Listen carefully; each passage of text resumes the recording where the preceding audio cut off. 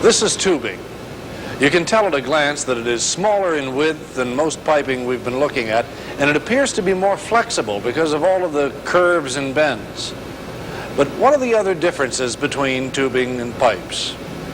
Well, there actually is no clear definition of tubing or pipe that readily distinguishes one from the other.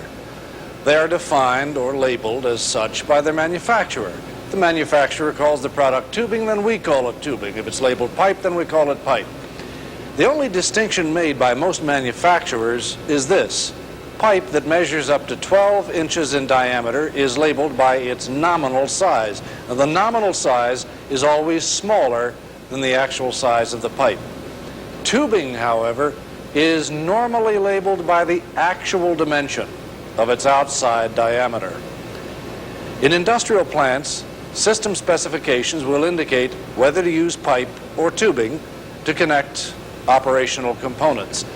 The specifications will also give the size, so many inches or feet, specifying if it is nominal size and the schedule of the material required. The system specifications are the requirements that were set up when the system was designed, and they'll include any modifications that have been made to the system. If you're ever in doubt about what to use, ask your supervisor. The flexibility of tubing is a definite advantage. Many of the fittings required on a pipe system to make it bend or turn a corner are not needed on tubing. Tubing is supplied in many forms: long lengths similar to pipe, in rolls, or in coils like those used for instrument connections.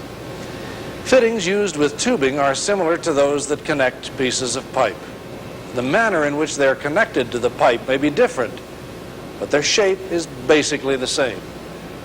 The T-fitting, for example, is used on both pipe and tubing, as well as the union and the elbow. These types of fittings are the common ones that you'll find as connections for tubing. However, there's a wide variety of T's, elbows, and unions used on tubing. Most are much smaller than the fittings used on pipe. This is an elbow fitting.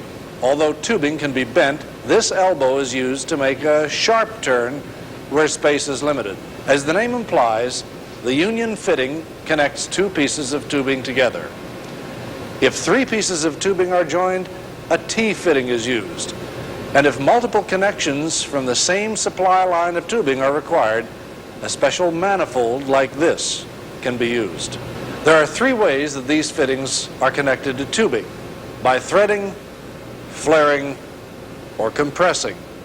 The threaded fittings on tubing are similar to pipe fittings. On the flare method, the fitting is placed on the tube, and then the tube is flared. The flare keeps the fitting from coming off and also provides a seal against leakage. The third method of attaching a fitting to tubing is with a compression fitting. Now, compression fittings are manufactured in several styles. However, all styles are placed on the tube after the fitting nut has been attached. As the fitting is tightened, the ferrule is compressed on the tubing to prevent the fitting from coming off, and it helps to form the seal. There are a few things you should remember about using the flare method of connecting tubes. Both ends of the tubing must use a flared fitting because it won't match with a non-flared fitting. The burrs on the end of the tube must be removed with a reamer. Then the tube end is filed to a smooth finish.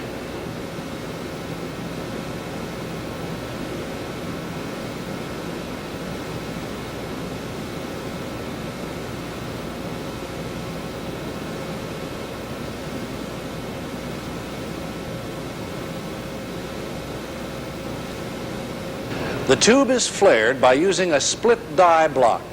The die block has various sized holes that fit different sizes of tubing. The tubing is fit into the die block, and the die block is clamped shut. Now, the amount of tubing that protrudes above the die block face determines the diameter of the flare. The flaring tool yoke with the flare cone is slid over the die block, aligning the point of the cone with the center of the tubing. the T handle of the flaring tool is rotated, driving the cone into the tube. As the cone is rotated by the T handle, the tubing is forced out to form the flare. The flare must be wide enough to seat properly, but small enough so that it will not interfere with the threads of the flare nut. If not enough tubing is left above the die block, the flare will be too thin. And a flare that's too thin is weak and may split. In addition to this flaring tool method, there are also power flaring tools which work in essentially the same way as the manual method of tube flaring. Well, that's basically how tubing is flared. There are some problems, however, when the tubing is seamed. Seam tubing is difficult to flare. It's quite likely to split at the seam.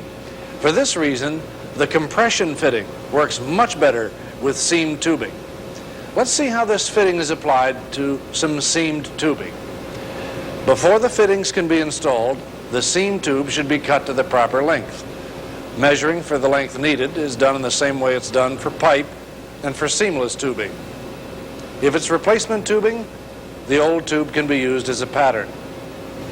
Now, when the proper length is figured, the tube is cut with a wheel and roller tube cutter, which is easy to use and gives a smooth cut.